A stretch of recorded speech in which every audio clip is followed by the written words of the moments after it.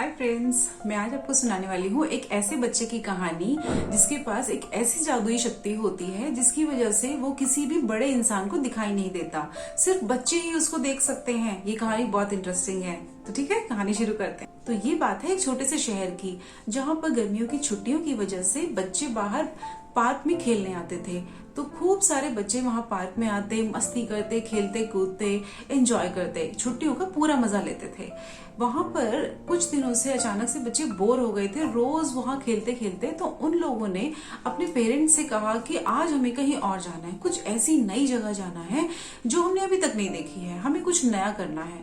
तो वहां के पेरेंट्स ने सभी ने मिलकर एक प्लान बनाया कि ठीक है, एक दिन हम तुम्हें एक ट्रैकिंग पर लेकर जाएंगे, मतलब एक छोटी सी पहाड़ी पर, जहां पर जाकर हम थोड़ा सा वहां पर एक्सप्लोर करेंगे और देखेंगे कि वहां पर क्या क्या है। तो सारे बच्चे वहां जाने के लिए तैयार हो गए। उन्होंने खूब सारा अपना लंच पैक कर लिया, अपने टॉयज रख लिए और कुछ खेलने की चीजें जिन्हें वहां ले जाकर वो एंजॉय करने वाले थे। तो नेक्स्ट संडे को सारे बच्चे मिलकर उस छोटी सी पहाड़ी पर, जो उनके शहर से थोड़ी सी दूरी पर थी, वहां जाते हैं और वहां पर खूब एंजॉय करते हैं। वहां कुछ देर बाद ऐसा होता है कि पेरेंट्स सब इकट्ठे बैठ जाते हैं और बच्चे आसपास घूम रहे होते हैं। वहीं आसपास एक गुफा होती है, मतलब एक केव होती है। तो बच्चों को बहुत ही एक्साइटमेंट होती है कि आखिर इस गुफा में ऐसा क्या है। इसके ना बाहर से कुछ दिखाई दे रहा है, ना यहाँ पर किसी की आवाजें आ रही हैं। तो बच्चे एक्साइटमेंट में उस गुफा में अकेले चले जाते हैं। तो वहां से कुछ अजीब सी आवाजें आती है, जैसे कि वहां पर कोई रहता हो।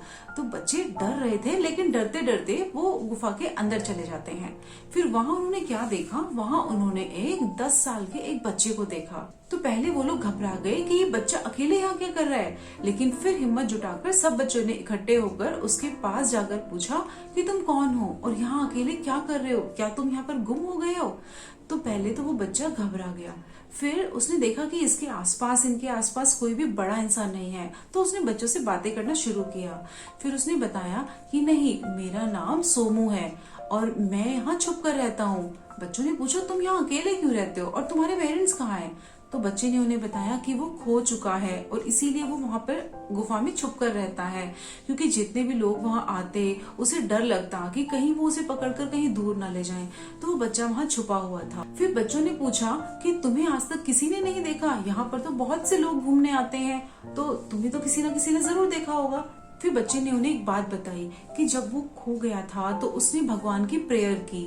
तो उसको सपने में एक दिन भगवान आए और उन्होंने कहा कि तुम्हें क्या चाहिए, तुम क्या चाहते हो। तो बच्चे ने कहा कि वो एक ऐसी शक्ति चाहता है जिससे बड़े लोग उसे ना देख पाए, क्योंकि उसे उन लोगों से डर लगता था कि वो उसे पकड़कर कहीं दूर ना ले जाएं। तो ऐसा ही हुआ। अगले दिन जब बच्चा उठा तो वो बाहर निकला गुफा से। वहां पर कुछ लोग थे, वो उनके सामने गया ये देखने के लिए कि उसके सपने की बात सच हुई या नहीं। फिर उसने क्या देखा कि उसको कोई देख नहीं पा रहा था। वो लोगों के सामने से निकल रहा था लेकिन उसे कोई नहीं देख पा रहा था। अब बच्चे को अपना सपना याद आ रहा था। उसे लगा कि उसकी सपने की बात सच हो गई है और उसको ये शक्ति मिल चुकी है। तो फिर तब से उस बच्चे के पास ये शक्ति थी कि उसको कोई भी बड़ा इंसान देख नहीं पाता था, इसीलिए उसको कोई भी अभी तक पकड़ नहीं पाया था। लेकिन फिर उन बच्चों ने पूछा कि हम तो तुम्हें देख पा रहे हैं। तब सोमू ने उन्हें बताया कि हाँ, छोटे बच्चे उसे देख सकते हैं। अब उनको बहुत एक्साइटमेंट हुई कि ये तो बहुत ही कमाल की शक्ति है। उन्होंने कहा कि क्या ये शक्ति तुम हमें भी दे सकते हो। तो सोमू ने कहा कि नहीं, ये कोई शक्ति नहीं है, ये एक परेशानी में मिली हुई एक ऐसी हेल्प है जो मैं सिर्फ छुपने के लिए हेल्प की तरह से यूज करता हूँ। तो बच्चों ने उससे पूछा कि क्या तुम्हें अपने घर वालों की याद नहीं आती, क्या तुम उनके पास मिलने नहीं जाना चाहते। तो बच्चा थोड़ी देर के लिए सोचता रहा, फिर उसने कहा कि हाँ, मैं उनके पास जाना तो चाहता हूँ, मगर कैसे, मुझे तो यहाँ से जाने का रास्ता भी नहीं पता। तो बच्चों ने मिलकर कहा कि ठीक है, हम यहाँ पर अपने पेरेंट्स के साथ आए हैं, लेकिन तुम्हें तो कोई नहीं देख पाएगा, इसीलिए चुपचाप से तुम भी हमारी गाड़ी में बैठ जाना, हम लोग किसी को कुछ नहीं बताएंगे और फिर तुम हमारे साथ शहर चलना, वहां पर हम तुम्हें, तुम्हारे पेरेंट्स को हेल्प करेंगे ढूंढने में। तो फिर बच्चे ने ऐसा ही किया। अब सारे बच्चे डरे भी हुए थे और थोड़ा थोड़ा एक्साइटेड भी थे सोमू को उसके पेरेंट्स से मिलवाने के लिए। तो बच्चों के ग्रुप में एक बड़ा बच्चा था जिसका नाम था शिवू। शिवू उसको अपने घर ले जाता है और छुपा कर अपने रूम में रखता है। अब किसी भी पेरेंट्स को नहीं पता था, क्योंकि वो उनको नहीं दिखाई देता था। तो शिवू सोमू के साथ अपना खाना शेयर करता, अपनी चीजें शेयर करता। 2-3 दिन इस तरह से बीत चुके थे। अब सोमू को लगा कि उसे अपने पेरेंट्स को ढूंढना है और शिवू को भी लग रहा था था कि उसके पेरेंट्स को जरूर उसके बारे में पता चल जाएगा, क्योंकि वो ज्यादा खाना ले रहा था और बहुत सारी चीजें उसके साथ शेयर करता था और उसके कमरे से बातें करने की आवाजें भी आती थी। उसकी मम्मा ने उससे पूछा कि तुम्हारे कमरे में से ये आवाजें कैसी आती हैं, तुम तो अकेले ही थे। तो शिवू घबरा चुका था और उसे अब लगा कि लगता है कि अब बताने का टाइम आ गया है। तो शिवू ने अपने पेरेंट्स को बुलाया और उस बच्चे के बारे में बताया, लेकिन पेरेंट्स तो उस बच्चे को देख ही नहीं पा रहे थे। सोमू को तो कोई भी बड़ा इंसान नहीं देख सकता था। तब शिवू ने कहा कि वो सचमुच यहाँ पर है, और ये देखो, जब शिवू ने उसके तरफ खाना बढ़ाया तो वहां से उसने जादू से खाना खाना शुरू कर दिया। अब उसके पेरेंट्स बहुत हैरान हो गए, प्लेट में से खाना लेकर कौन खा रहा था, उनको तो कोई भी दिखाई नहीं दे रहा था। तो अब पेरेंट्स उसकी बात पर यकीन कर चुके थे। उन्होंने बाकी बच्चों को भी बुलाया और सारी बातें कंफर्म की। सारे बच्चों ने फिर मिलकर उन्हें बताया कि हाँ, सोमू उन्हें मिला था और अब वो उसकी मदद करना चाहते हैं। तब शिवू के पेरेंट्स ने बाकी पेरेंट्स को भी बुलाया। अब सोमू को किसी के भी पेरेंट्स देख नहीं पा रहे थे, लेकिन एक रास्ता था जिससे सोमू के पेरेंट्स तक पहुंचा जा सकता था। कुछ बच्चों ने सोमू की फोटो ली और जिससे कि उसकी असली तस्वीर सामने फोटो में आ गई। तो वो तस्वीर पेरेंट्स ने जाकर पुलिस को दी और बहुत जगह पर उसके पोस्टर्स भी लगवा दिए। अब पुलिस उस फोटो की मदद से उसके पेरेंट्स तक पहुंचने में लग चुकी थी। सोमू ने कुछ और इन्फॉर्मेशन भी अपने पेरेंट्स के बारे में बताई थी, जिससे पुलिस को वो ढूंढना आसान हो रहा था। लेकिन सबसे बड़ी प्रॉब्लम थी कि अभी तक किसी के पेरेंट्स ने सोमू को नहीं देखा था।